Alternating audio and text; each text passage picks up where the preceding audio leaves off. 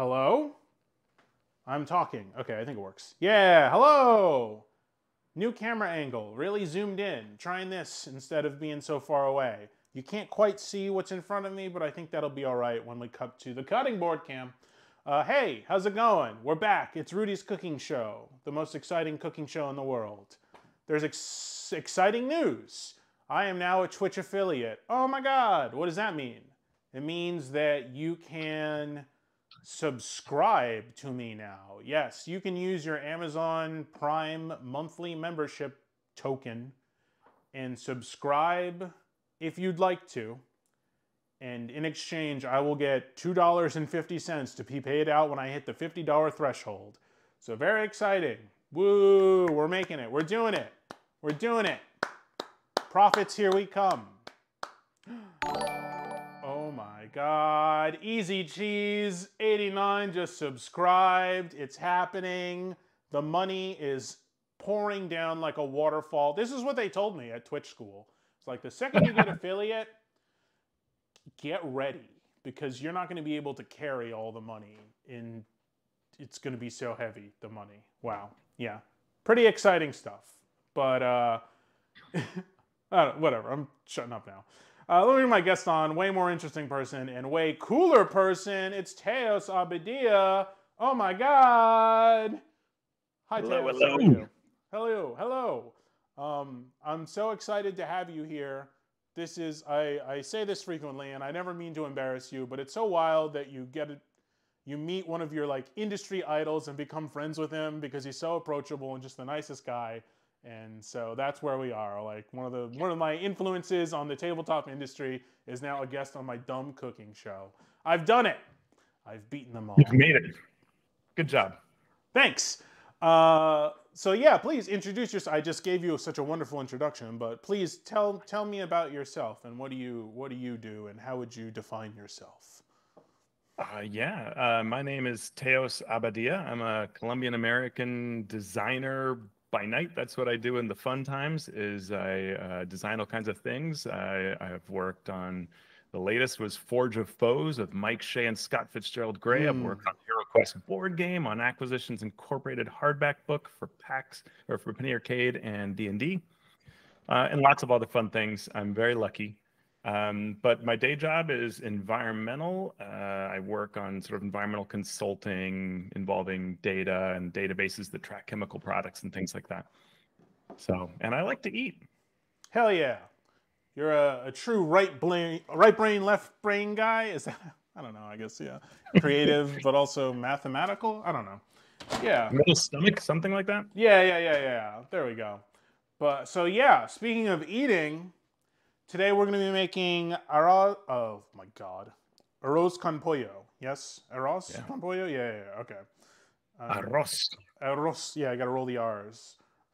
Which is like a broad, I mean, it's rice with chicken. So I think it's like one of the, like jollof rice or like barbecue in America. It's one of those things that like different South American countries and cultures have their own version of it.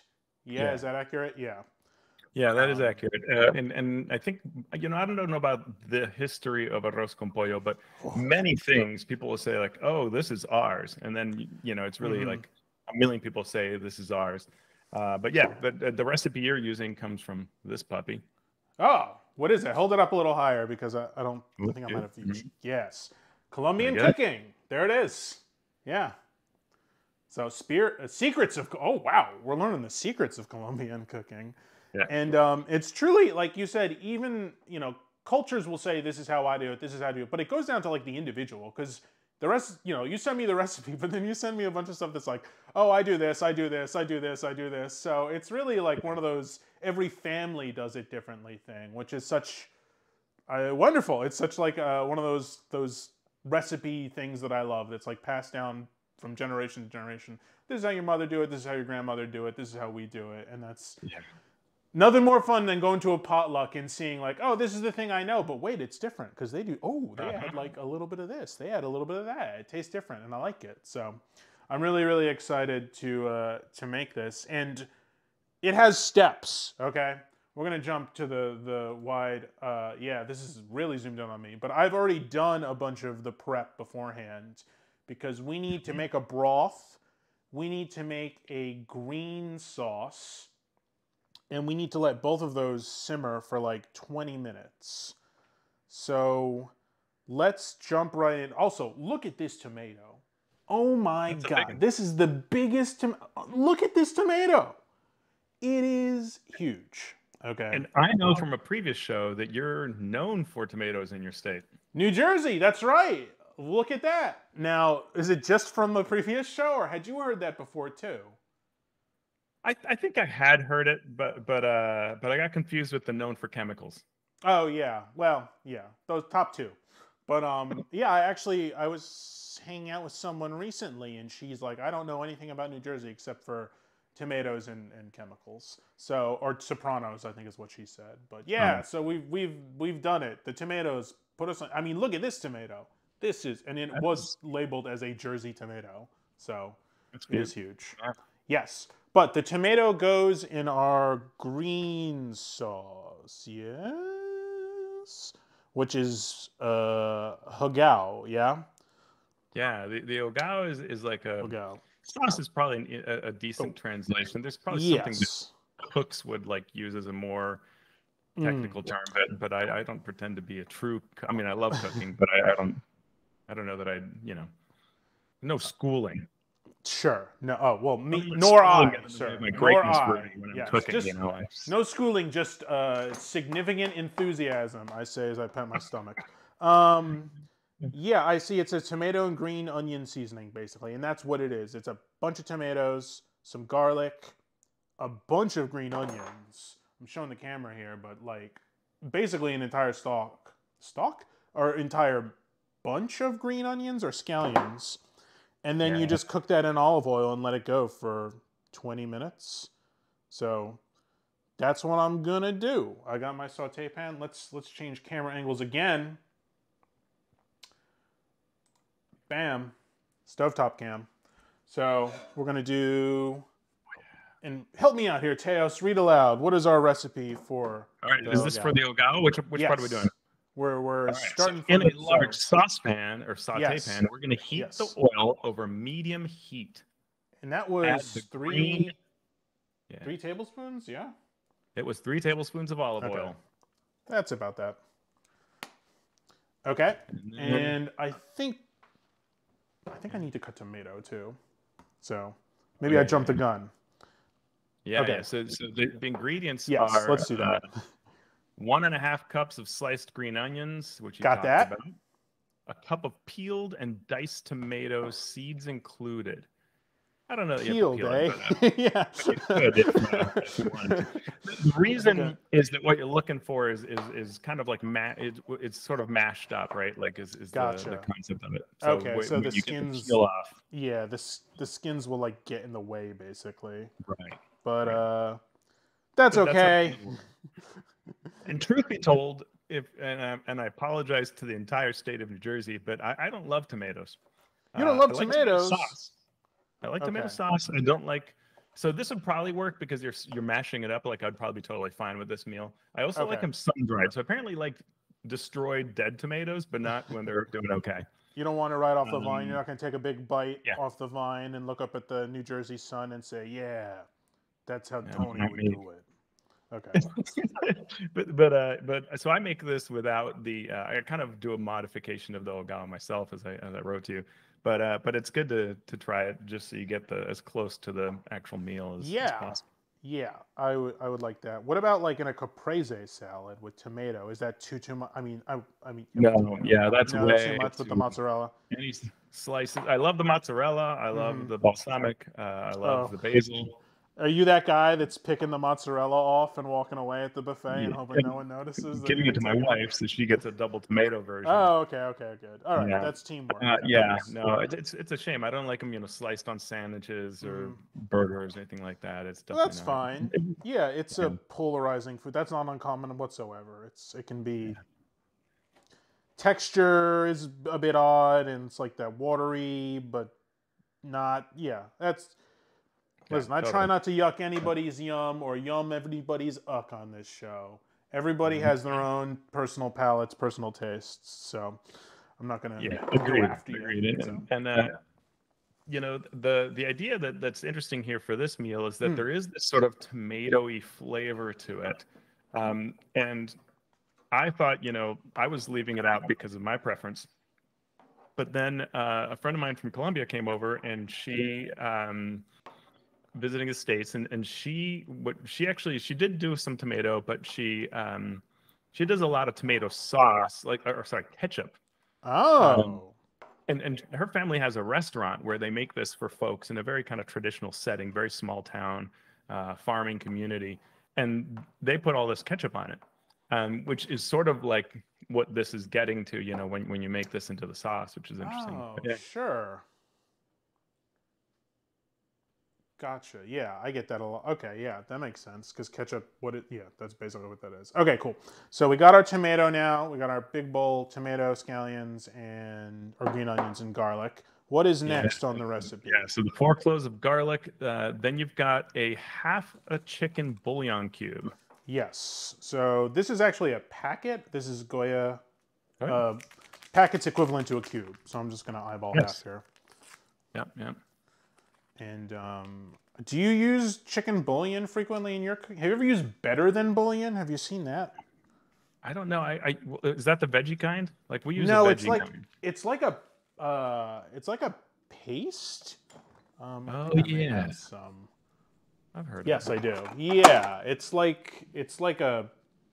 I'm trying to hold it up to this camera. It's like the consistency of a paste, or it's like concentrate, I guess. Concentrated broth, essentially. Yeah, I don't know. It's good. I recommend it, but bouillon is also really good. So my mother would use bouillon frequently. So usually we don't have chicken bouillon at home. We have a kind of vegetable-based one, which I find works fine. The point being that it gives you like this infusion of flavor, right, that kind of bolsters everything. Yes. Yeah. Okay. All right, cool. So what's next? Half a teaspoon of salt. Okay, we can do that. And then half a teaspoon of color, which can be saffron or like sazon Goya if you have that. So I bought sazon Goya, but it's not the saffron one. It's with cilantro and achiote, which is like a pepper. Should I use? I saw cumin as an alternative, or should I use? You can do cumin. What would you recommend? In fact, they have an optional additional cumin in the recipe, so it's sort of like if you have cumin, you can put that in there. And I like cumin's color a lot, and you use it a lot in the rice dishes, right? It gives you that nice yellow rice look. Yeah. Okay. Yeah. So I'd probably do a little bit of both. It was up to me, but I just smelled this sazon Goya. It smells like cumin. It smells very strongly of cumin. It probably is a large part of that. Let me do a little of this. This has got a really like bright reddish color because of, I assume, from the pepper. But okay, I think that might be it then. Let's see. Or cilantro. Cumin infusing, pepper, a 1/4 teaspoon of pepper. Oh, just like ground black pepper. Okay. Yeah. So they say to cook that for 5 minutes, and then we will add the cilantro and reduce the heat to low. It's 3 tablespoons of chopped cilantro, but after you've cooked 5 minutes. And then the whole thing cooks 20 minutes. 20 minutes, okay. We're looking for a soft, moist consistency, almost like a sauce, which I'm like, wow, where do you draw the line? What is and what is not a sauce? Who defines that? Sauce. Okay, so while that's going, let's get our chicken broth going. The pollo, because this is basically we're just poaching our chicken in an aromatic broth, and then we're adding that to everything. Like the chicken, it's good, but I mean it's the protein of the dish or whatever, but it's really not. It's like everything together. It's not like this is a chicken dish with rice. No.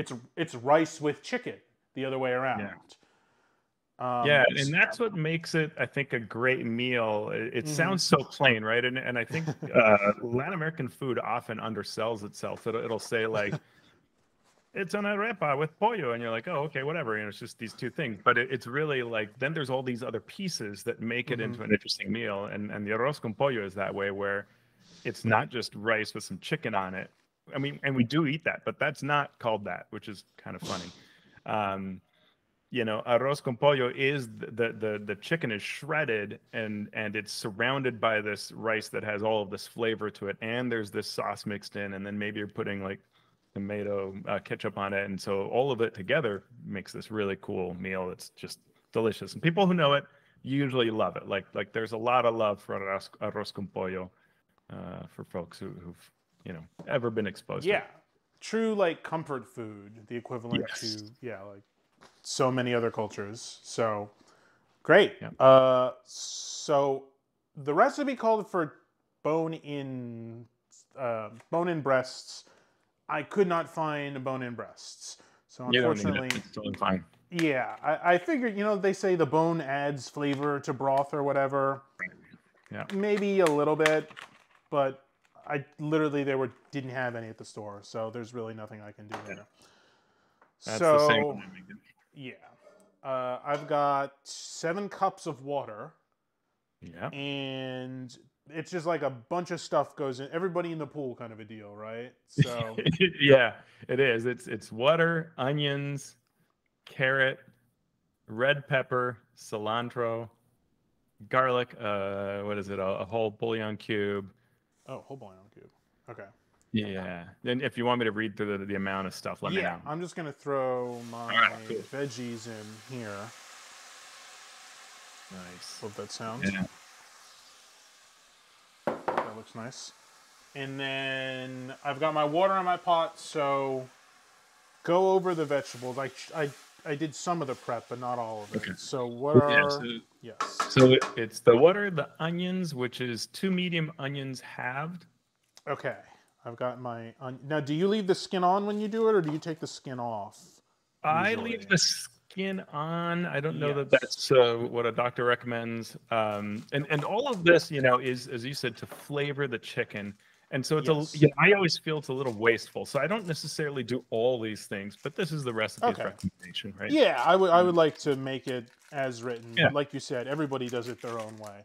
I Yeah, love that and the I skin's back it on. off really out of being cheap. I'm Yeah. like, just put in 2 onions for flavor. That's a lot, I mean, it's I think very I much just need to- what do I have around kind of a meal. Yeah. Like, oh, Right. I've got an onion, I've got some baby carrots, okay, I've got this. So I understand that sometimes you don't use what's in the recipe as written, Yeah. and that's totally okay.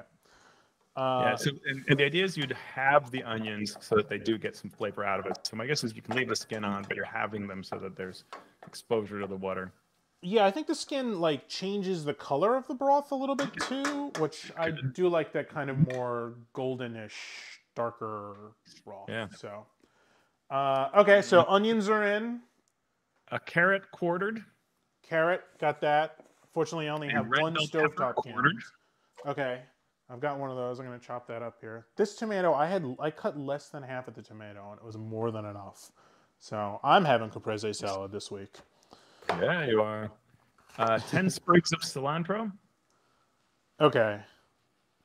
So, and the reason we're cutting things so largely is because we're just straining all this out at the end, right? So, Yeah. I don't have to take, I don't need to take the leaves off the cilantro. I'll just dump in a bunch of cilantro, which that's fine with me. I love cilantro. It's, if I had that cilantro curse or whatever, where it tasted like soap and I couldn't eat it, what a life I'd be missing out on. Sorry, cilantros, but it's just the reality. Cilantro rules, and it's so good. Cilantro is great. Yeah.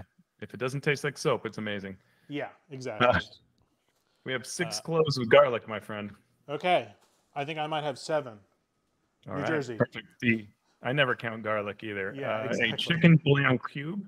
Okay, so that's going to be 1 packet of the seasoning, and this is going to give us a lot of, sometimes you make broth and it's not seasoned. It's just, it's chickeny, which is nice, but it's not salty or anything. This will kick up the salt.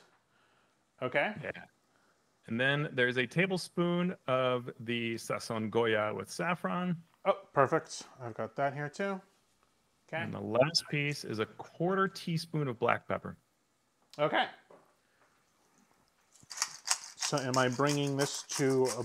Yes, so I'm bringing this to a Bring boil, it to yeah? a boil. When it gets to the boil, then you're going to cover it, and you'll turn off the heat, and you'll leave that going for 20 minutes. And the whole Okay. point is the chicken is getting cooked, it's getting soft, and it's absorbing all that flavor. And then once that is done, we're going to, after the 20 minutes, we'll pull it from the stock, cool it, and shred it. Yes, and we'll save that stock too, because we're going to be using that to cook our rice. Yeah. Very exciting. Mm-hmm. All right. Alexa, set timer. I'll do 15 minutes for 15 minutes. the ogal. And all right, yeah, we're not at a boil. We're bringing it to a rapid boil. Wow, this looks great already. Oh, I love the color that the sazon and the bouillon was already great. Well, while we're waiting for things to boil and things to cook, let me ask you some questions, my friend. Some food-related questions. Here we go. Right. Question 1 for Teos. Here it is. You spent a portion of your youth growing up in Colombia. When your family moved to America, did you experience... And I know you had been to America before, so it wasn't a total culture shock, but... Did you experience any food culture shock? What was your impression of an American palate when you were fully living here? You know, I would love to answer otherwise, but the full truth is that having visited a couple times as a kid, to me, the U.S. was like the land of amazing, right? Really? It had root beer, it had Twizzlers, it had, you know, burgers in large quantity, you know, all kinds of stuff like that. And so I was, even though I was a little older, I was 12 when I came to the States to move, I still felt like they're all, you know, there's just like, now I can have root beer always. Now I can, you know, have all these various yummy things, fast food, right? I mean, I had that kid mentality to me, it was just bring it. And the thing was that I was not a good eater when I lived in Colombia. Like everybody joked how thin I was and that I wasn't eating enough, and I didn't like anything. I liked no vegetables. I liked, you know, I just liked so little. So it was like just the land of like fun things to eat. But over time, and I moved to North Carolina, right? So it was Southern food. Over time, I came to actually appreciate Colombian food for everything that it offered as my taste developed, and went back to go like, oh, those things they were always trying to force feed me, that was delicious. I should have been eating that. Yeah, I definitely think American food appeals to the 12-year-old's palate, certainly. Like, do you remember what was when you would go to lunch at school? Was that like exciting, or what was the kind of... No.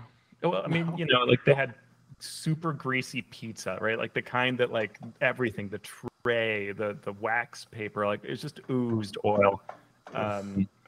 And so even I could only get but so excited about that, and everything else was probably worse. I don't really remember the rest. I just remember the amount of grease on the pizza. But yeah, I think that it was just really like me being young and naive and thinking that fast food type things were great. Yeah.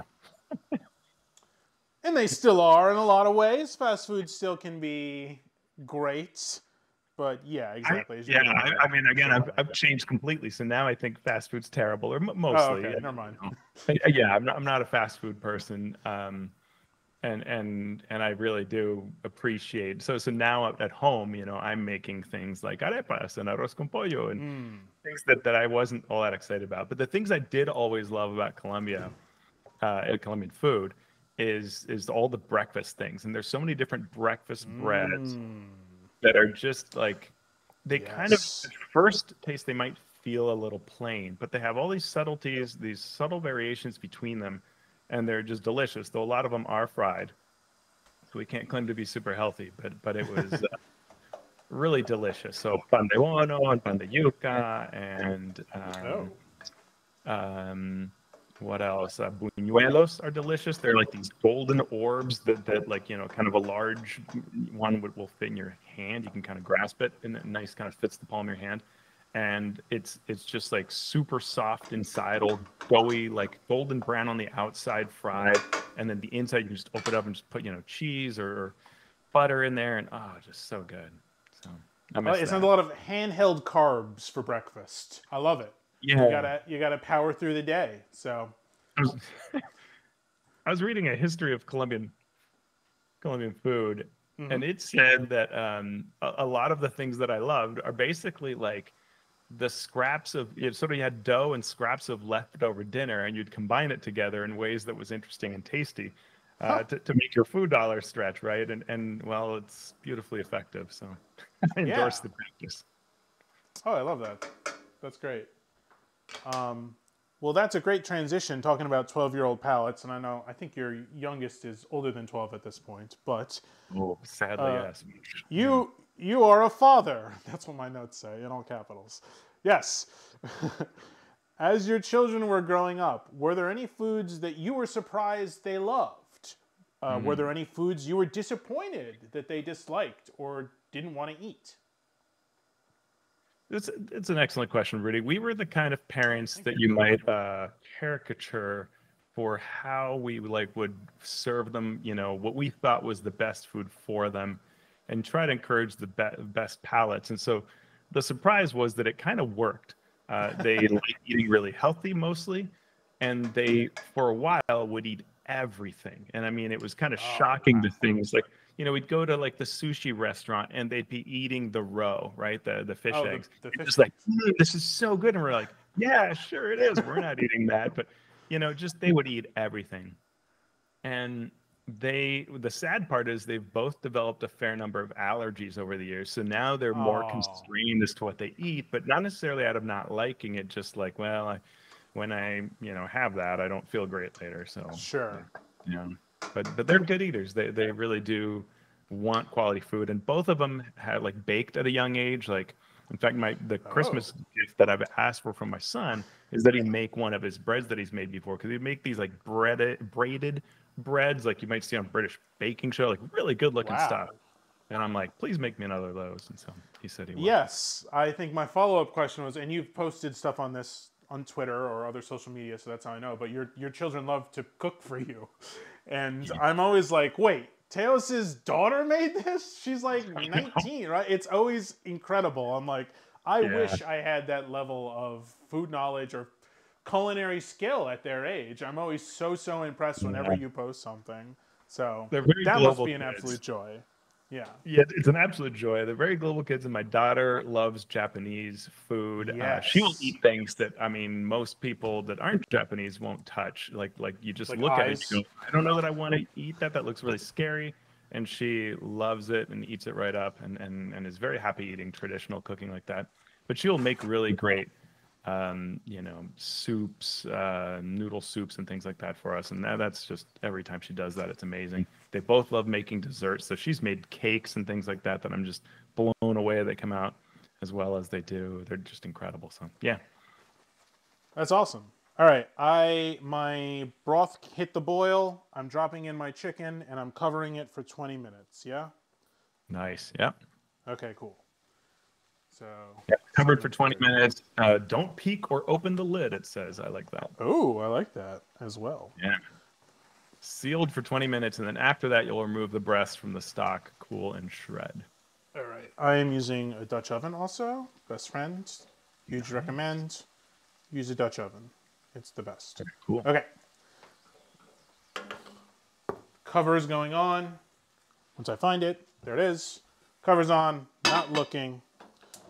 I'll see you in Alexa. Set timer 20 minutes. Our sauce is. Thank you. Good. Still kind of not quite a sauce, I guess. I don't know. What do you think? I mean, I think it's whether you can mash up those tomatoes a bit, Yeah. Oh, okay. Yeah, something, I and think we're then you'd getting be there. set. Yeah. The oil really helps. There's nothing sticking. Obviously, there's a lot of moisture in tomatoes and scallions, but scallions basically disappeared. It just looks like a tomato base kind of thing now. There were Yeah, a I lot of think that's the scallions. whole idea. Is that ideally, if you didn't have the skins on the tomatoes, then maybe it would have They fallen would have apart broken down more. even more. Yeah, Yeah, that's you a can do good some point. mashing and see, and then you'll at the you'll bring that together at the very end with everything else. Kind of our I last like it. step to bring this in. Yeah. Okay. Okay, so now I'm waiting for this and I'm waiting for that. What else can I do? Yeah. So the next step will be the vegetable kind of filling, as they And call it. yes, okay. Now I thought that was fascinating that they call it a vegetable filling because when you see filling, you think Right. something else, but that's fine. Yeah. But I am cheating here, and this was at your recommendation and the book itself's recommendation. I grabbed the frozen veggies. I didn't want to have to. It's like a. What does it say? Carrots, green beans, peas.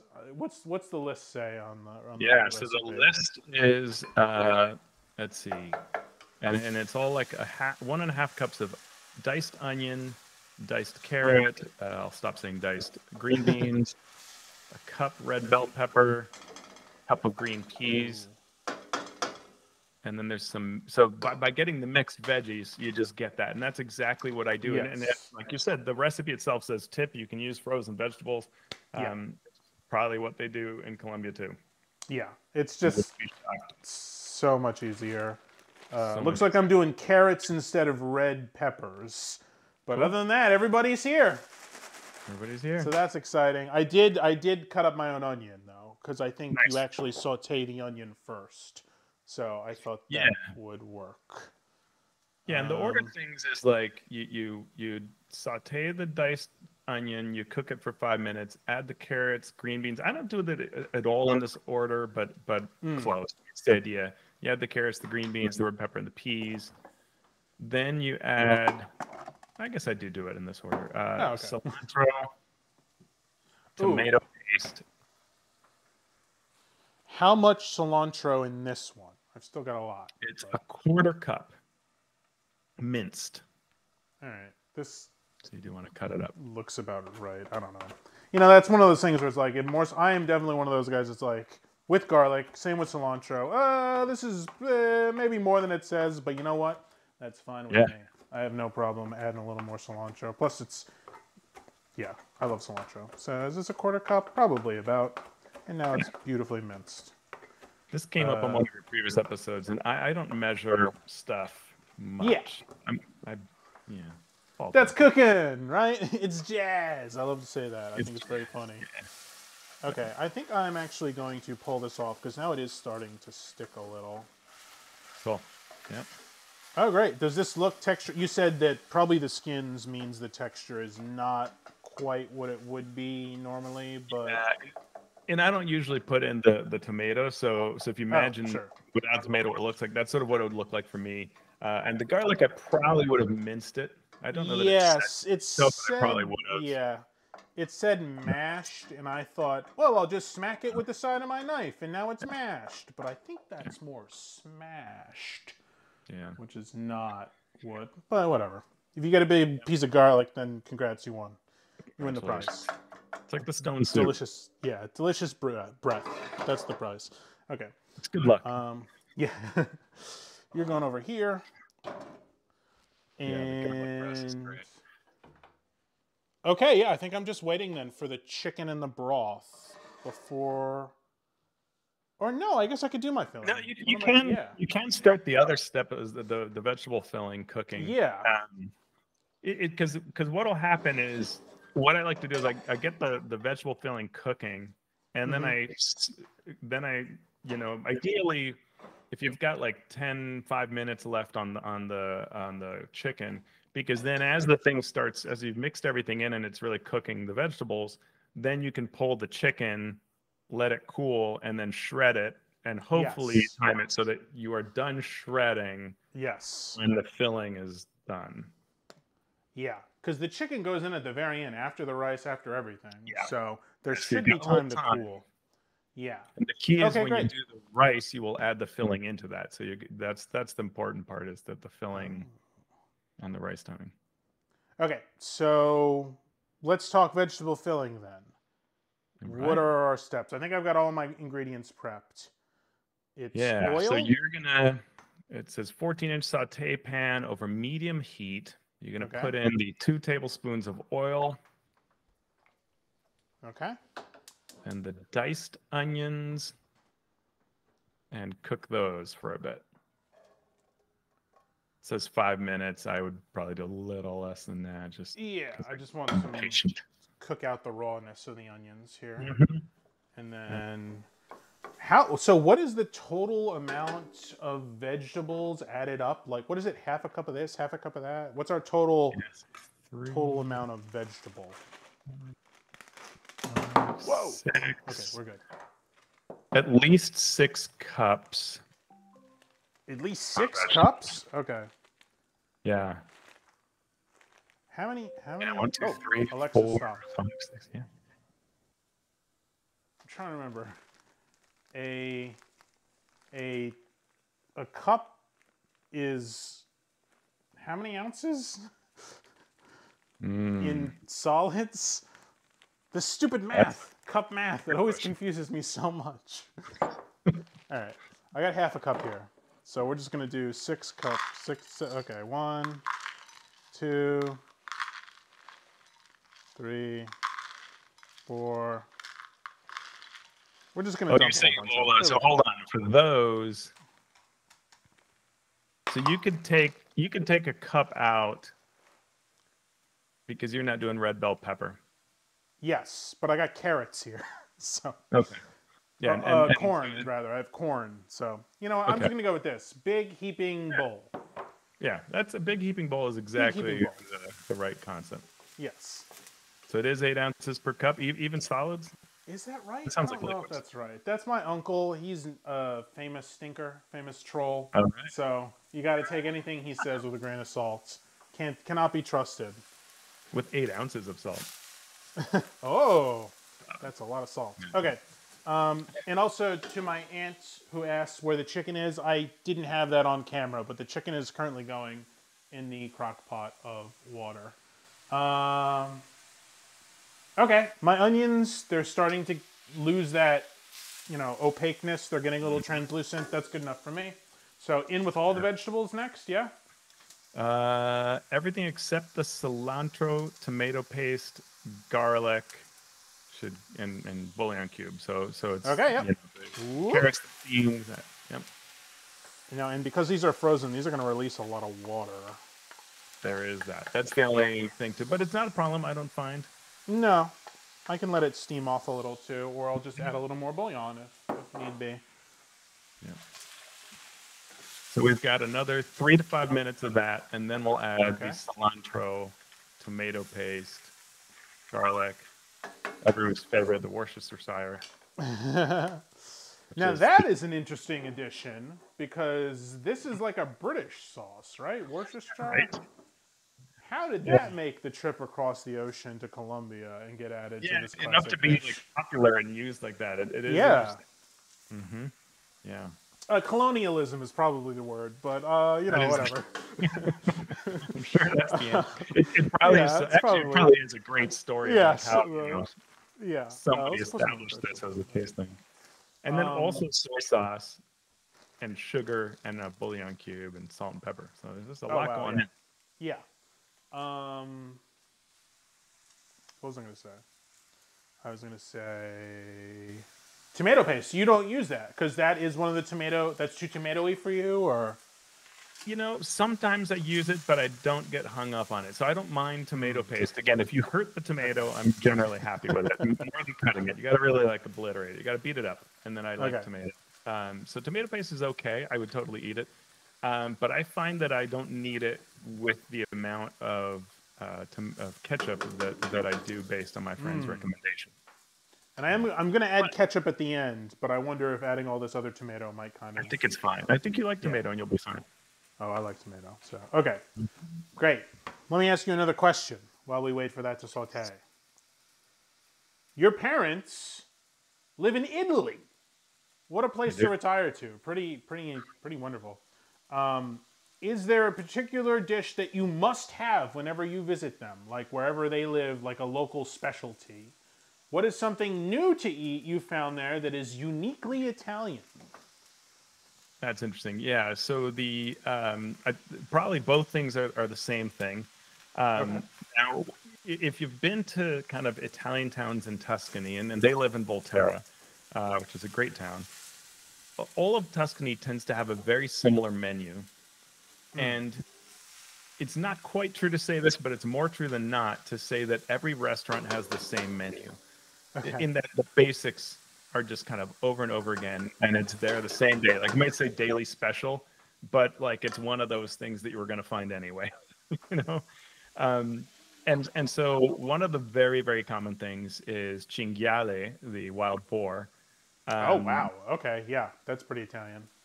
so that is very Italian, and you think like, what? How could it be? And then you see one run across the road, and you're like, okay, I guess you guys really do have tons of these. I don't feel so bad. I will now eat you more. Yeah, there are apparently a ton of them. So there's no, as far as I understand, there's no place in Tuscany where they're endangered, and they're delicious. And they make them in a number of ways with pasta, and one of them, the great ones, is with a chocolate sauce. And one of the best meals I've ever had. An Italian chocolate sauce. Okay. Yeah, yes, it's wild boar with chocolate sauce, and then some kind of pasta for it, and it's a delicious meal. It is heavy, as it sounds, and so you cannot sadly eat it every day. Your body will quickly say that's enough of that. Take a break, have something else. But it's one of the easy, like, first night there, I will have that, and Yes. we had it before our wedding, and things like that. So it's a familiar and tasty meal now that was new at one point, when I first visited, and I always look forward to it. I'm fascinated with this chocolate sauce. Is it sweet? Is it like mole is the famous sauce with chocolate that I think of, and that uses like a very, very dark kind of bitterish chocolate that doesn't impart any sweetness really. So is it a similar kind of deal where the chocolate's not sweet at all, or? It is, I say, only very mildly sweet. So there is not a lot of sweetness to it. It's not bitter, but it's not. It doesn't go into that place where you feel it's sweet or dessertish at all. Gotcha. Oh, I'm fascinated with this now. Yeah, wild boar is like It's really good. They're an incredibly invasive species. Like America's having, the famous internet meme like boars are invading my home or something like that. Yeah, they're really bad. So it's great that Italians have found a way to maximize their use. I hope Americans do the same, because it's a lot of like, yeah, we made bacon. We made bacon, and we made a lot of bacon. It's like, there's got to be more we can do with them. Yeah, and it's prepared a little bit like if you've ever had ropa vieja, which is a great meal. That's right, delicious. It's like a shredded kind of consistency to the beef, and so that's a lot of times what the cinghiale will be like in this kind of sauce. So it's heavy, but it's delicious. You really taste the meat of it through the chocolate. The chocolate's just sort of accompanying base, and then the pasta that it's on. Really great stuff. They do also have it sometimes without a pasta, and that can be just fine the way it is. I also love sometimes that there's a place in town that does the cinghiale with an olive sauce that I find, actually it's olive pistachio, and boy, that so good. Magnifico. This sounds amazing. What kind of pasta we are going on there when we talk pasta? I'm not good at remembering my pasta names. Okay. Describe the shape to us. Actually, there would probably be a peachy, which is what they call it. And how do you, that's the, is it Volterran? What is peachy pasta? It might just be Tuscan. Oh, this is soy sauce too? I totally forgot. Okay. Oh, yeah. I have soy sauce. I have tomorrow. Yeah, show you. Okay. So the peachy is like a thick, non-smart way is a thick spaghetti, but it has a real nice consistency to it. Really good. Something that sauce will adhere to well. Yeah? Yes, exactly. Yeah. Okay. How much tomato paste? The tomato paste is 2 tablespoons. Okay, I put about 1 in. How much Worcester? And 1 tablespoon I often do a little more than that. Yeah, I think I did a little bit more. How about the soy? A tablespoon. A tablespoon again? Okay. Mm-hmm. And a half tablespoon sugar. I might skip that because I'm not. That's fine. I don't have it Yeah. out. And then a chicken bouillon cube. Okay, great. Half Wow, teaspoon this is salt. going to be really flavorful. Do some more tomato Mm-hmm. paste. A little salt. And a bouillon cube. Yeah. Okay, let me check my time on my teaspoon chicken. black pepper if you have that. Teaspoon? Okay. A quarter teaspoon. Oh, Jesus. It just popped. I mean, who doesn't love garlic? Yeah. And black pepper and all that. So. Oh, the garlic is a tablespoon. I don't know if you did that. Yes. Yeah, good with garlic. Just need black pepper now.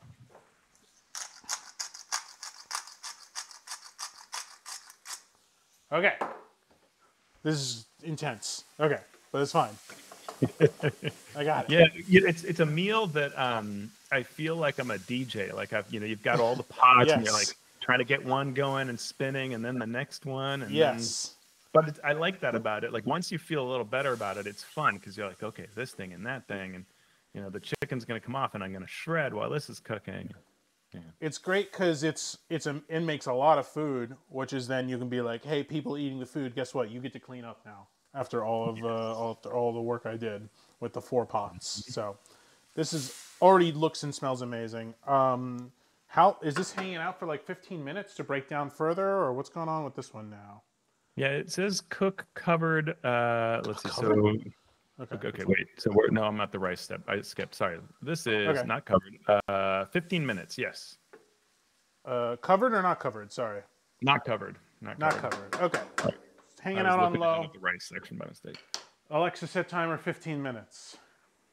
Second timer. Apologies to those who have an Alexa at home who now have a timer going. That is easily remedied. Okay. Okay. Chicken. All right. I got to pull my chicken when it's ready, and I got to shred it. And I need to prep the rice. I don't need to prep the rice because the rice is pretty straightforward, right?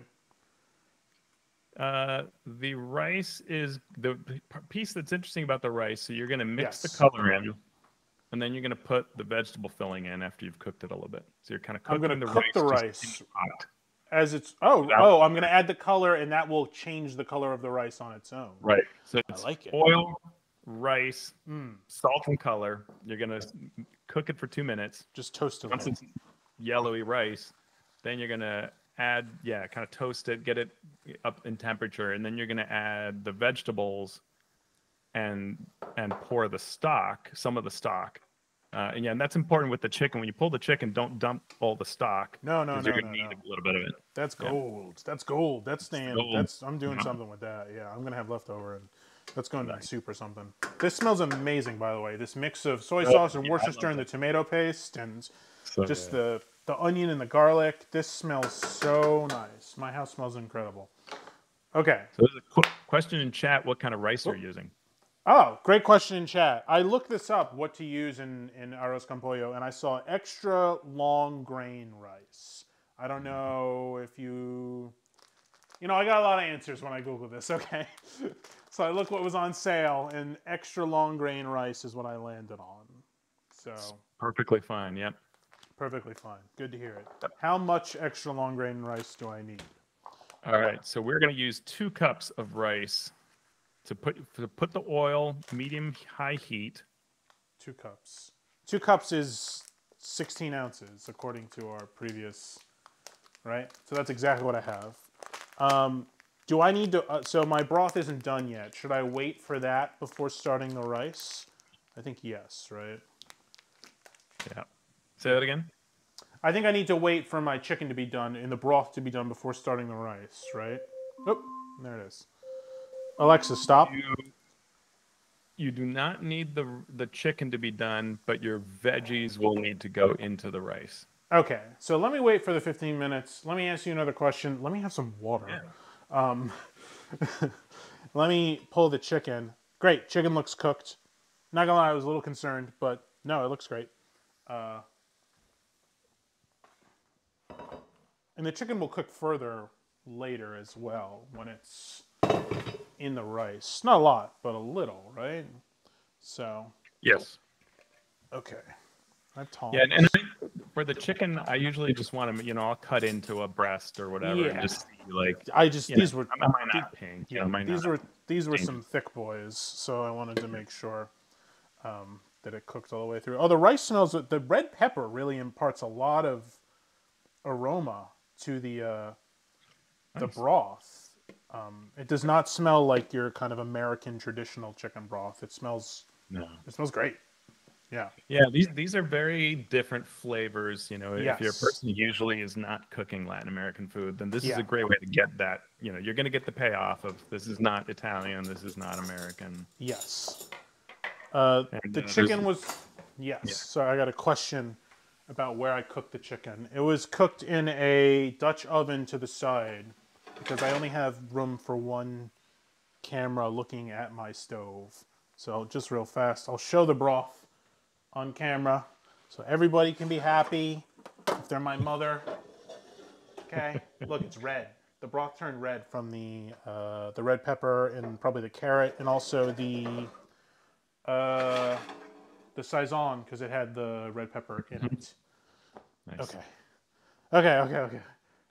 Yeah, I know you're exhausted doing this because that is the funny part about this meal is that it's keeping all the plates spinning.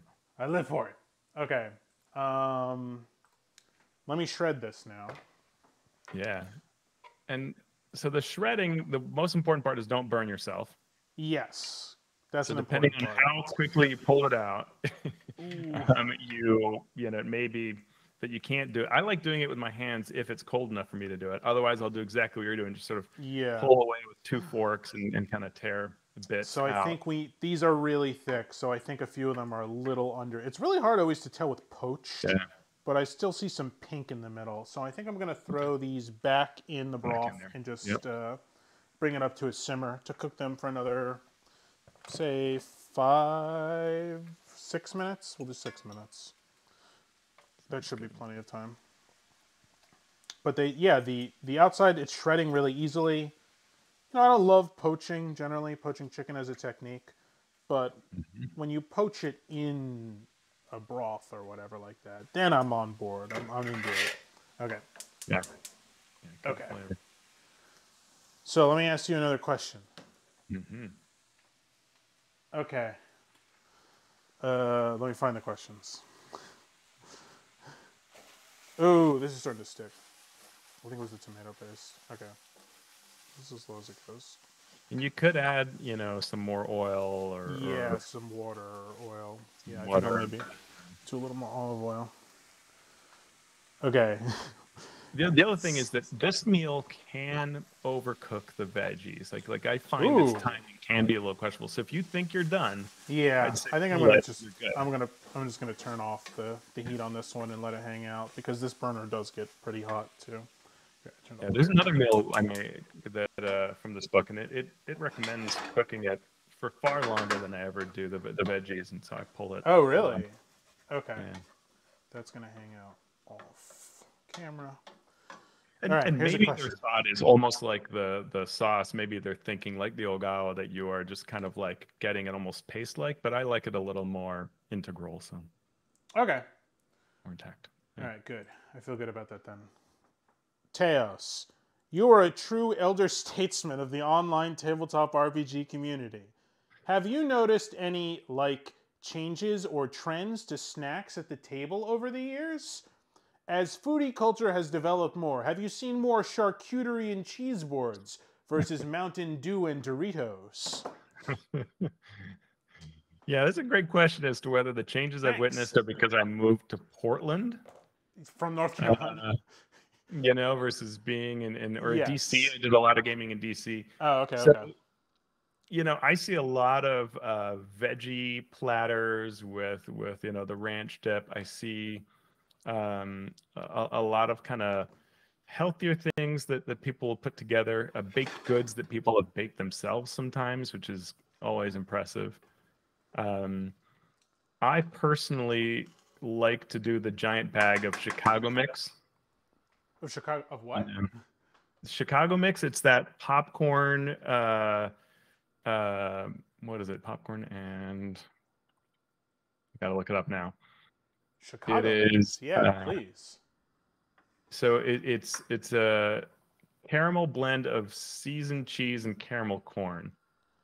Oh, okay. I know what that is. Yes. So you kind of have these like. The sweet and salty. Yes, exactly, together, and so I tend to have a big bowl of that available as a snack, and then I do love the kind of veggies and kind of something a little more healthy like that. But I don't I don't know if that's just because we've gotten older and have the budget for it, or the Portland, or what aspect of it versus the chips, the chips in the Mountain Dew. They still have a place, but maybe only on special occasions. Yeah, and I don't see soda at all in Portland, and again, that could be for a lot of different factors, but it's sort of like the 2 liters. When I was in DC area gaming, it was the 2-liter Mountain Dew, the 2-liter of some kind of cola, right? That was just always the classics. Yeah. So okay, my follow-up question has been answered. What is your favorite snack? I'm running out of questions. Oh no. Oh, yeah. The Chicago mix is good. You know what else I love is a bunch of. I mean, cookies is great. Like. Oh sure. And I like ginger snaps for gaming. Like they're generally tidy. You can get a bunch of them in a container for a reasonable price. And so ginger snaps are a cookie that I like a lot at the gaming table. If we're talking cookies, I'm always going to shout out Bonnie Bake Shop. The Bonnie Bake Shop, if you're in the South Jersey, Greater Philadelphia area, check it out. Some of the best cookies you'll have from the wife of James Introcaso. I will do that. Yeah. Oh, sure. From I don't think she ships to Portland yet, but maybe. Yeah, well, soon. Someday. Yeah. When you open the West Coast division. The West Coast division, yeah. Maybe that's you that needs to open it, Teos. I mean, franchises are available. Okay. This is still cooking the chicken. So we haven't talked in like a year. Do you want to talk? Do you have any questions for me? So yeah, I mean, what really led to the cooking show and Good question. Where do you see this going? I think kind of I wanted to see if I could do it from a technical challenge perspective, like the idea of multiple cameras at once and how to set it up, the quality I could get. I don't know. I think just one night I'm like, I could probably do that. And also I want to have a reason to catch up with friends I haven't spoken to in a long time. Mm-hmm. And I love food. Again, I'll pat my stomach to prove it. I love talking to friends about food. As I've grown older, it has truly become one of my greatest passions.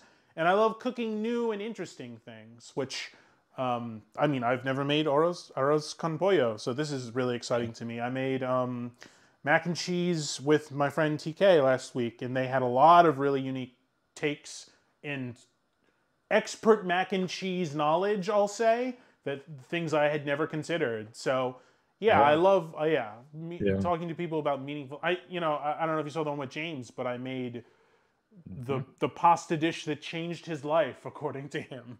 So it was really great to talk to him about that and how meaningful that was. I love food, and I think that it's great, and I think it can have a lot of meaning to people. So I like hearing those stories. So, yeah. And Rudy, do you tend to like make your dishes that you love and kind of endlessly perfect them, or do you kind of constantly change it up? It depends on whether or not I'm cooking for people. Like, definitely I have my go-tos. I've spent the last 2 years working on pizza, basically. Like, before that, I had been really into barbecue and like brisket and things like that. And I'm pretty happy with where I am there. But I really, really, really wanted to get good at pizza and making my own pizza. And I've kind of hyper-focused on Detroit-style pizza, which is like the rectangular. This is Yeah. not a delicious sounding noise, by the way, when you shred chicken. It's like the wide rectangular with the cheese and then the saucy stripes on top. Yes. And We have there's a place that we went to not too long ago, my wife and I, on a date night, and they had Detroit style, and it was great. So if you come out to Portland sometime, I'll take you there. It's really good. yeah, it is blowing. Like this style of pizza is truly blowing up because it's so good. You know, I think it's kind of fascinating. But one of my friends said to me, and it really stuck with me, is like this is what he said to me when I was a kid. This is what Pizza Hut pizza. Oh, how did he say it? Damn it! This is what Hut pizza, like what I thought it would be as an adult. If that makes sense, like the nostalgia of what it was when I was a kid. Then I go try it as an adult. It is not there. It is not what I remember it being. Yeah. But this is like the adult version of it. This meets that kind of expectations. And I still get that nostalgia kick, and it's good. It's not Pizza Hut pizza. So kind of oily, crusty outside, spongy almost. Like Yes, like made correctly, Detroit style has a bunch of different textures. It has lots of cheese. It has lots of like pepperoni. So it really is awesome, I think. Yeah, that's a good deal. Yeah. Huh. Yeah, I am guilty in my household of so I'm the secondary cook. So when I cook, I kind of make the same things. And I will, maybe like in a year, I might add like a thing that I'm like, I'm going to start making this too, or the family likes it so much that it just joins the repertoire. And so the accusation I often get, not in a mean way, my wife's awesome, but she'll be like, you get to make everybody's favorite meals, but it's because I have made like a lot, like I've made my burritos, since college and just been working on the same burritos and how I make them. So I like them a lot. Or my chicken piccata or my arepas, like I'm just constantly refining the same things, kind of over and over again because I love them so much, and I don't ever get tired of those dishes. Alexa, stop. And Arroz con Pollo too. Yeah, well, let me ask. So, chicken piccata and chicken francese, they're like cousins, right? Are you familiar with chicken francese? I don't know. What's that? So, I'm trying to. Does piccata have lemon in it, or is it like a vinegar? Okay. So I think they're very, very similar. I honestly don't know the difference, but whenever I have, and maybe it's like a New Jersey Italian thing too. Chicken egg dipped. Oh, egg dipped? Is that it? Versus just flour? Yes, it's egg dipped and white wine, lemon butter. That part's pretty similar. So it's probably the egg dipping that's different. Okay, yeah. So it gives it a different texture, but ultimately it's the same thing as chicken cutlets in a wine lemon butter sauce. Excellent. And deceptively difficult, honestly. I think frying chicken cutlets is one of those things that people think, oh yeah, that's easy, I can do that. But doing it well is hard. It is. It's so thin, and even cutting it thin. Like my friend from Colombia who kind of showed me alternative takes on this meal that you're making. She, and by the way, she would shred that chicken like it's the easiest thing in the world in like 2 seconds, because she used to work at her parents and still does sometimes work at her parents' restaurant. So in the kitchen, so when she slices this chicken, she does it so effortlessly, so thin, and so quickly, and I just go, that's not possible, whatever you just did in front of my eyes. And she goes, but I did it. Like, now you're embarrassing me that I'm not doing a better job. No, I mean, you're doing the job I would do. You're doing that. It smells so good too. This Colombian American, so. Okay, so I need 4 cups of the broth, right? I believe for the rice. Was that what it said? Yep. Okay.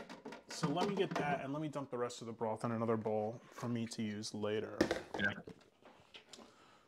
Because I don't want to take up too much of your time. We're getting near the end here. We're getting near the finish line. Definitely. Yeah, no, that's fine. I mean, I gave you a hard one to do. No. It was great. I'm having a ton of fun. Yeah, I truly am. Yeah. Good. I like this recipe a lot. It is a lot of fun to make. And I think that for long recipes, it's one I enjoy. There are a lot of long recipes that feel like work, and this kind of feels like fun. Yeah, it does. Because nothing here is like particularly hard. It's just a lot, like you said, a lot of plates spinning at once, which is fun because there's not, there's not a lot of pressure. It's just like, ooh, can I have this going at the same time as this and same time as this? And I like that. I like that aspect. Yeah. And I don't have to, I don't have to chiffonade anything or do anything knife-wise that's really difficult. So, Yeah. No. 4 cups. But then, following up in the second part of your question, I would like to also use this as a platform to reach out to people I'm fans of that are strangers, and hopefully, I don't know, become friends with them. Is that sad? That sounds pretty pathetic, I'm sure. No, I think that's awesome. Actually, that's great. No, yeah, I think of James when we started doing, he started doing the interview show. Yeah, tabletop babble. Yes, or the before that, the one that even predated that, the round table on the Tone show. Yeah, that was years and years ago. But it was really great because he ended up making so many friends within the industry and contacts too, which was also very beneficial for him professionally. But just lots of friends. We were at PAX Unplugged the other week, and in Philadelphia, the amount of people that he knew from back in the old days when he would do the podcasts, it's just so many. And it was just so fun to walk around and talk to people. And there's nothing else to do at PAX, as we discussed beforehand. You're not going to be playing games. But we walked around and we saw so many like old friends that we hadn't seen in years. And that was just really fun. So I'd like to have another circle of friends, I guess. Yeah, totally. I don't know. That sounds weird, I guess. I'm sure. No, it's not weird at all. It's absolutely logical because I think that's what's neat about the role-playing game industry is that you like everybody's work and you admire what people do, and everybody's sort of middle to low famous at best. And like sometimes people will be actually my favorite story is Sean Merwin running a game for his kids. And his kids were like, I wish Alan Patrick was running this table. There's no justice. There's no big separation. Yeah. Everyone is so approachable and friendly. I think certain fan bases might put certain people on wild pedestals, but it's always funny because it's just a dude. That's just a guy. He's just a guy that likes to write about elves and is particularly good at it. So there's especially with the I mean you've worked with Penny Arcade, you've worked with some of the guy with Jerry and whatever Mike. Gabe's real name is. Yeah, Mike, thank you, sorry. And they're just guys, right? They're just guys. And they have ideas, and sometimes they have bad ideas, and sometimes they have good ideas. I'm sure. I mean, that book, all the good ideas came from you. I'm sure, or at least no bad ideas came from you. Definitely. They came from everybody, but Sean especially. Scott, the bad ideas, Renee, and the Penny Arcade people. Yeah. We had one bad idea. We actually had 2 bad ideas.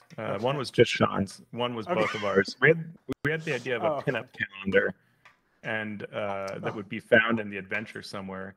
And Penny Arcade did not like that concept one bit. Oh, really? Yeah. That's and it would be of their characters, right? So they were like, it was like silly. Be canonical. Yeah. Yes. Yeah, it was supposed to be a joke, but they were like, that not at all. And then Sean had the idea, which I think was fantastic, druids can make good berry. Yes, one of my favorite. Heals 2 health or something like that. You make a bunch of little berries and kind of a silly spell. And it provides you with a day sustenance. So the idea was that a person who lived on the street who was receiving a good berry every day from a druid, instead of eating it, would smash it. Ooh, we've been rated. We've been rated. I don't know who that is, but thank you for rating me, Allura16. Thank you. Do I know you? I don't know, but I appreciate it. Wow. First raid. Wow. First sub and first raid. Same stream. That's pretty awesome. Great. Hello. Hello. Hello. Hello. I'm cooking. This is my cooking stream. This is my first time here. Oh, thank you. What a momentous day it is. I'm cooking Arroz con Pollo with my friend Teos. Right now I'm shredding chicken. It's not the most exciting. Oh, wow. Laura definitely asking a lot of questions, which I appreciate. But yeah, I think I went over it. There's some stuff in my about page or whatever about that. Yeah, that's me. Non-professional That's cook, love cooking, tabletop person. Yeah, sorry. But so full day sustenance, what was going on there? Yeah, so a good berry gives a person a full day's sustenance. And the idea was that this person had figured out they could, instead of eating it to have their day's sustenance, grind it up and put it in potion bottles, which were then mixed with a certain liquid that came from relieving themselves. And they would sell it off as a healing potion. Because if Okay. you scanned it with detect magic, the idea is, in the same way that a drug test works, it would now register. So I guess they did eat the good berry. Maybe they ate it, yeah. And so then they would use, their urine, essentially, put it in a potion bottle and sell it because it would now detect as magic. Interesting. Faint magic, right? And that So got someone cut. would be I think the selling Wizards team cut that one. selling They're their like, yeah, bottles no. of pee. Yeah, they didn't want that in their game. I thought it was hilarious, very appropriate. It seems like a penny arcade sense of humor, in my opinion. So I feel like that definitely works for that world, and I could see some upstart young magician trying to take advantage of such a thing, or upstart young druid, I should say. Whoa, Yeah. my ear pod keeps falling out. Hey, did you see the Dungeons and Dragons movie? What'd you think? I loved it. I thought that was great. Yeah. So here's a fun thing. I can't talk about the project because the project didn't happen, but I can share that I knew the script long before the movie came out. Wow. So one of the biggest secrets I had was not telling anybody that I knew. So like my friends would say, like, I bet this movie's gonna be terrible. And I'd say, well, I hope it's good, but I couldn't say if it's at all like the script, it's going to be awesome. This is such a good script. And the script was largely, the version I saw was largely like the movie. And so that's all I can say about it. The project never happened, unfortunately. Came this close to working on a movie related thing. But so I knew the movie plot and all of that, many, many months, like probably, I don't know if it was a year before, but maybe close to that. Wow. It was a hard secret to keep. I bet. I mean, I loved it too. I thought it was just so fun. Just like loads and loads of fun. So fun. That's the best way to put it. I'm trying to think what I'm going to do pot-wise here. What does the recipe specify what to do with the rice now? So the rice, I usually put it in a big, what do they say here, 5 to 7 quart pot. And I usually do use a very large pot because you're going to put the rice, the salt, and the color, and then you're going to add all those vegetables in there, then the stock and the chicken at the end, right? So. All right. How many cups is 20? How many quarts is? This seems big enough. I'm showing the camera. How's this look? Yeah. All right. This is gonna do it. Yeah. There's a lot of stuff going in here, so that makes sense. That looks good. Okay. I love it. So, how much oil? How much rice? All right. So all my rice. All my rice. A tablespoon of oil, 2 cups of rice. Does it say olive oil, or does it specify oil, or? Just says oil, but it said olive oil somewhere else. But I think that's what I could probably. Yeah, I think I probably do, but who knows? And then it's medium-high heat, so it's fairly hot. And the whole point is the oil so it doesn't burn, the rice, salt, and color, so you're coloring the rice, and the rice is kind of getting that heat that's gonna let it expand and all that. Yeah. All right. Pot's going. Rice. And I'm going to use cumin for my color. Cumin or wasn't turmeric somewhere in these recipes? I'm trying to remember. Yeah, this is turmeric. So it's a 1/4 teaspoon of turmeric, or if you have some other kind of coloring agent. So you could use cumin, but I like turmeric. Yeah, turmeric definitely, that turns it that really bright yellow orange. That's always very appealing. And I like a lot. So where did I put my rice? My kitchen. My kitchen, Teos. My kitchen. Oh, here it is. Okay. Tell you, man. This meal does make a wreck of it. It makes a lot of it though, too. Right. I'm going to be eating this all week, which I'm excited to. It's so good. Bring the whole family over. For real. Oh, my parents are coming by on Friday, so I'm sure I'll have leftovers. You see that, Mom? In chat? I'm going to have leftovers for you, so you can take some home too. Okay. Yeah, there's a question of whether I cook with olive oil or another oil. I don't know. I use olive oil in this step. At home, I often cook with coconut oil for most things. How very Portland of you. No, I don't know that. Yeah, That's necessarily yeah. And then I will mix in. I've got some sort of other vegetable oil that I'll use sometimes. So I kind of do my ratios because again I'm cheap, so I'll use olive oil when I really think it matters. And then Costco has a giant thing of coconut oil, and I'll use between that or just kind of normal vegetable oil. Nice. All right. So we want some. We're just toasting. We want to move everybody around. Yeah. Oh, yeah, and it's getting that yellow color that you always see right? when you. And you'll see the magic of the color change. It's kind of fun. Wow. This is crazy. Yeah, right? Like I poured you the mean it's turmeric not yellow rice that grows? Yeah. And coconut oil would change the flavor, so I wouldn't use it for this, though I guess you could. I mean, you could always try it. In fact, I enjoy seeing how the coconut oil will change the flavor of various things that I'll cook. Yes, it's subtle, but it's definitely there whenever you use coconut oil. Like even in pancakes, right? Like it gives it a little bit of that coconut flavor. It's actually pretty good. And, yeah, I agree. You know, I like it in eggs. Honestly, I kind of like that coconutty flavor in eggs. So yeah, good call. Yeah. Nice. Okay, so how long for this? Toasting the rice? 2 minutes. And yeah, so you're just kind of mixing it in, warming it up, and then what you're going to do is you're going to put in the vegetables and cook for 3 minutes. So it's going to be the rice and the veggies kind of mixing together. All right, veggies are going. That step, I don't worry about it being for too long because again, I feel like my vegetables are pretty cooked, so I tend to just mix it a little bit. And then you can pour the stock in, which you're reserving. What's it say? 4 cups, right? 4 cups, yeah. 4 cups of the stock. Okay. This is what you cooked that chicken in earlier. Yes. Yeah, I just have stock. You can go in the sink. I'm done with you. Yeah, that looks great. That looks just like my pot. All nice and mixed like that. And then in goes our stock, which is still quite hot, but that's okay. And that's fine because you're going to go to boiling, so it can, being hot just makes it faster. Yep. Oh, this is plenty. Yep. Everything is completely submerged. Bring this up to a boil. Is there a covering involved in this? Just so I know.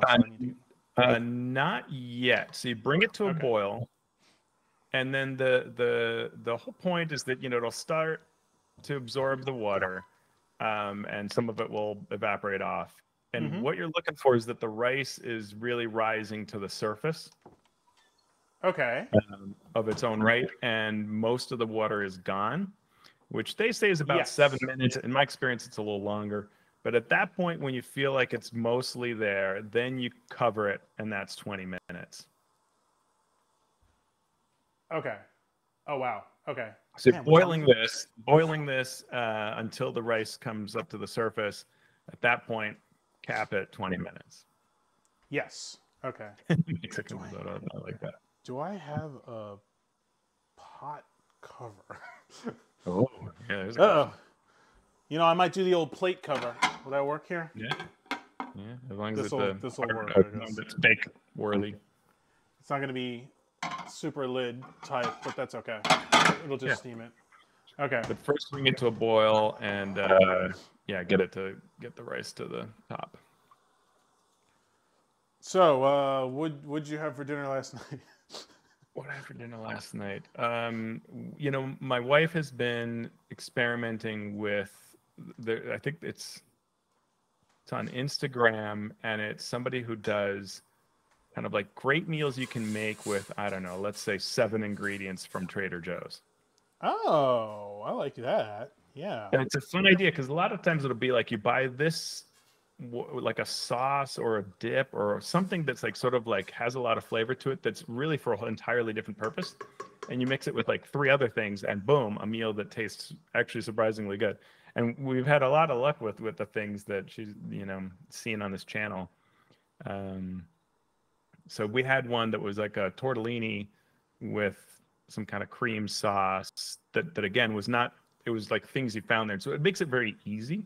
You know, it's like dump this thing in, Yes. done. I'm Yeah, sure it makes Trader Joe's. shopping a lot easier too. You know exactly what you're going yeah. for. Yeah, so that's a good deal.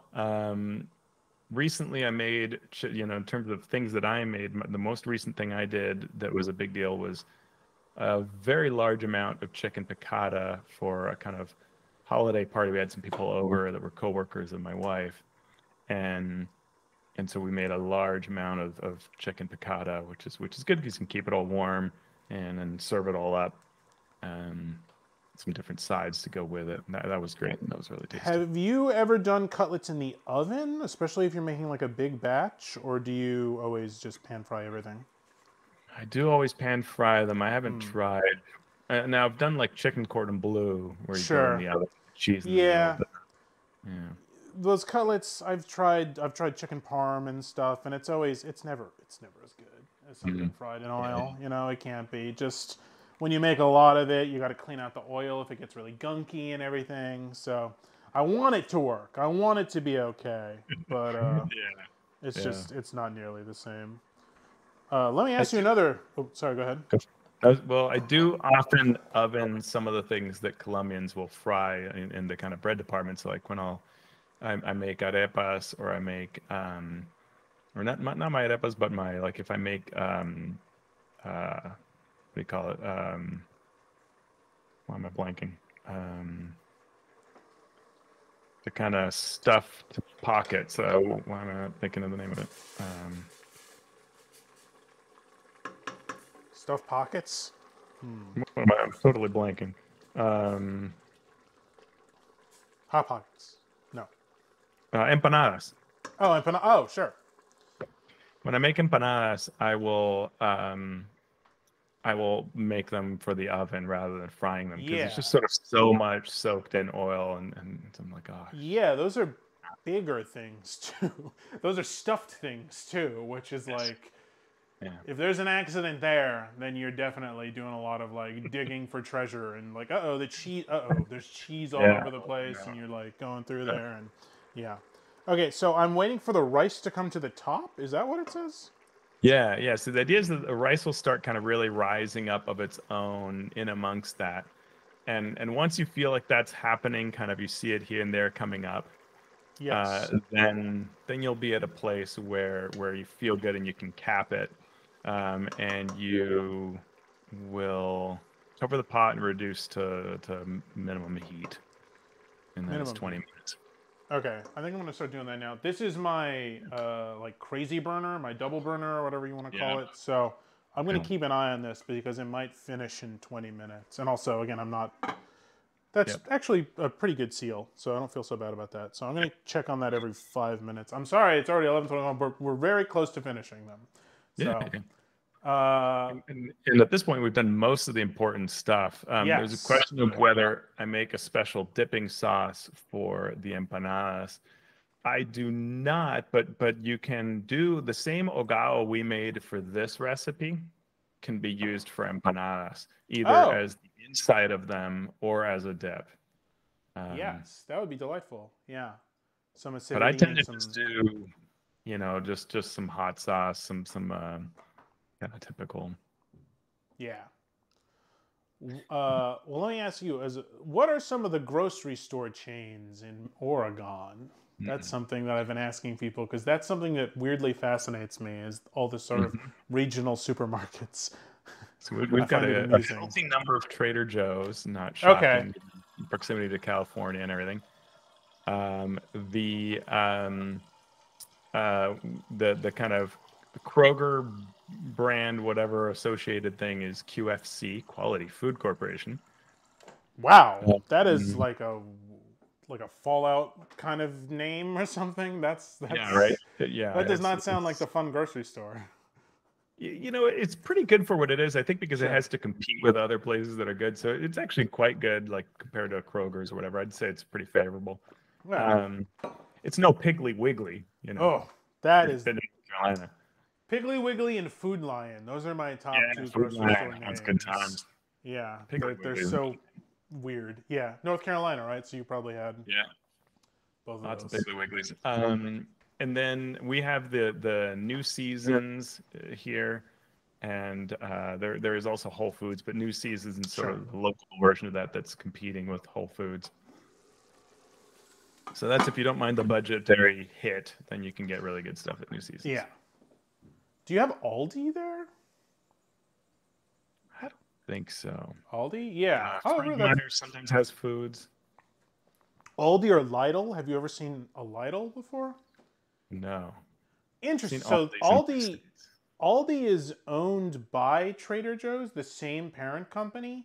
So it's kind of, they do a very similar, like, this is the Aldi brand cheese or whatever. Yeah. But it's all pretty good. And for the most part, it's all less expensive than Trader Joe's. And Lidl is a similar, it's like a German company, and they do a lot of the similar, they have their own kind of Lidl brand, a lot of their foods. But again, it's like good quality and it's nice. It's kind of funny that, you know, as Americans, we associate the ShopRite brand or the whatever brand is like subpar. Right. And in recent years, I don't know if you've noticed this trend as well, but they've kind of rebranded themselves in a lot of ways. So it's not the grocery store name. They'll have some kitschy term like Bowl and Basket or like Archer Farms or whatever. So it seems more genuine instead of just being like, yeah, this is the store brand, this is ShopRite brand. Right. It's just something, a trend I've noticed that I find, again, fascinating. I'm sure they test with it and spend a lot of money in that. Oh, let me ask you about flavors, because this is something I've seen you discuss again on Twitter and other places. Like the insanity is the only way to put it of artificial flavoring, like what these labs are doing in terms of making things taste like anything. Like, can you give me some examples or some more insight into that world? So if you've read, there's a, you know, it's really a great read, the book Fast Food Nation. And ooh, you got another subscription. Oh my goodness, Nice. slot action. Wow. 2 subs in 1 stream. What am I going to do with all this money? Wow. Thank you so much, Phil. Really nice. It's my buddy Phil. Fast Food Nation is an awesome book, and he describes a trip that he takes to IFC, International Food Corporation. I think it's to IFC, or IFF, International Food and Flavoring, I think is what they're called. And I got to go to that company too before I read the book. And it was exactly like the scene, an uncanny resemblance to the scene in the book, which is that we were there to like kind of pitch some product or something to help them track their chemicals and things like that and proper guidelines.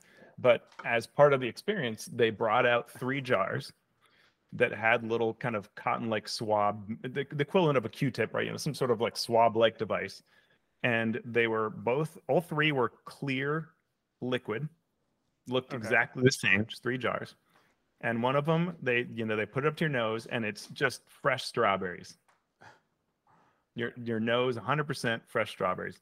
Wow. And then the second one was, I forget what it was, blueberry maybe, cherry, I can't remember now. And the third one was a cheeseburger. What? And it just smells like cheeseburger. And it is wild because you're looking at nothing, and yet it's that smell.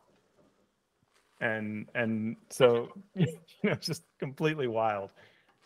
Because we have that ability to just make things smell like things or taste like things, and so much taste is smell. And it was just smell? Like did you taste these as well? Or No. It was just a clear liquid held up to our nose, with like a cotton swab kind of thing. It was a fancier thing than that, but a little applicator, and you just hold up your nose, and you're like, oh man, that is cheeseburger, right? And it was good enough. I think a lot of times if someone says, what does this smell like? I'm like, I don't know. I should know, but I don't know. These were just instantly recognizable, like, oh yeah, that's strawberries. That's whatever the other one was. And then and colorless, they looked exactly the same. It's really something. Yeah. And it depends. It's a cost point, right? A lot of times they have the capability to break down and kind of reconstitute things at the sort of molecular level. So we can create, blueberry sauce that's essentially the same thing. It's just made in a however it is that they make it, but it's not from blueberries, but it's the same chemical level. But they sometimes for price difference, they will make a fake version, and that fake version can have a lot of things in it that aren't great.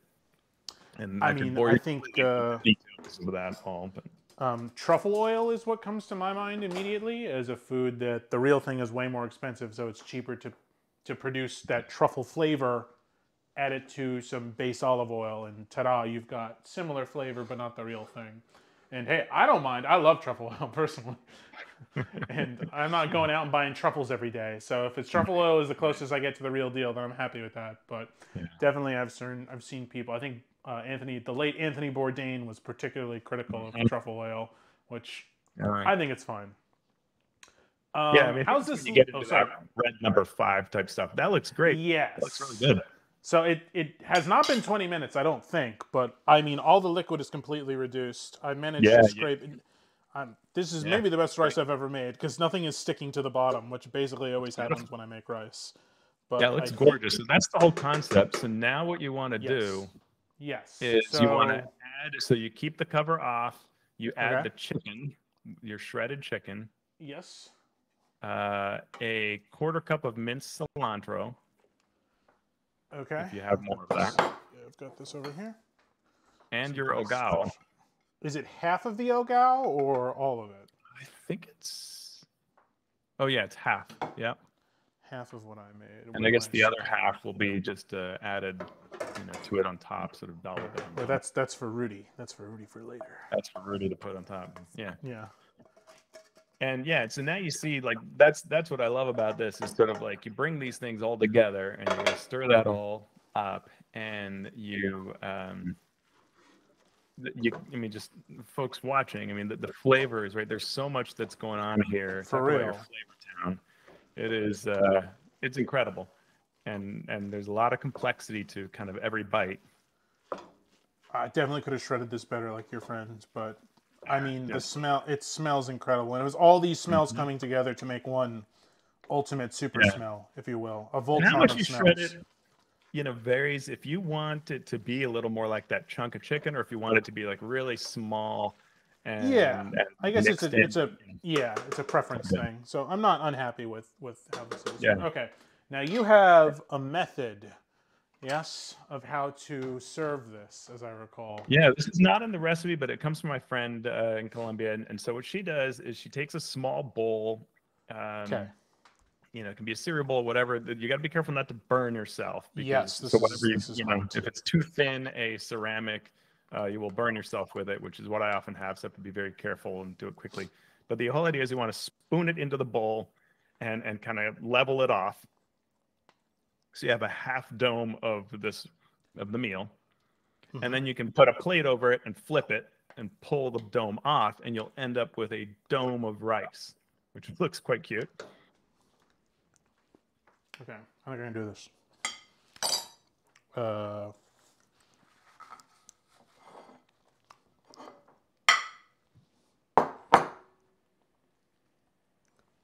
Yeah. Ta-da! There we go.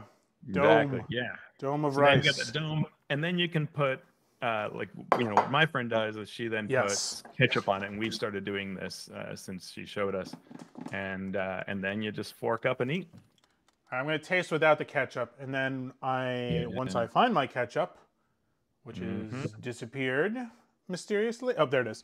Then I'm gonna go with the ketchup. Nice. Okay. My kids love the ketchup. They will mix it in and put it on top, and I'm my really friend puts a surprising amount of it. Like, just looking at this dome, you see so much going on. The colors, the textures. There's corn, there's carrots, there's pieces of chicken. I see green beans. I see all sorts of the tomato from the hagao. This is really, really cool. Let's try a little bit here. Oop.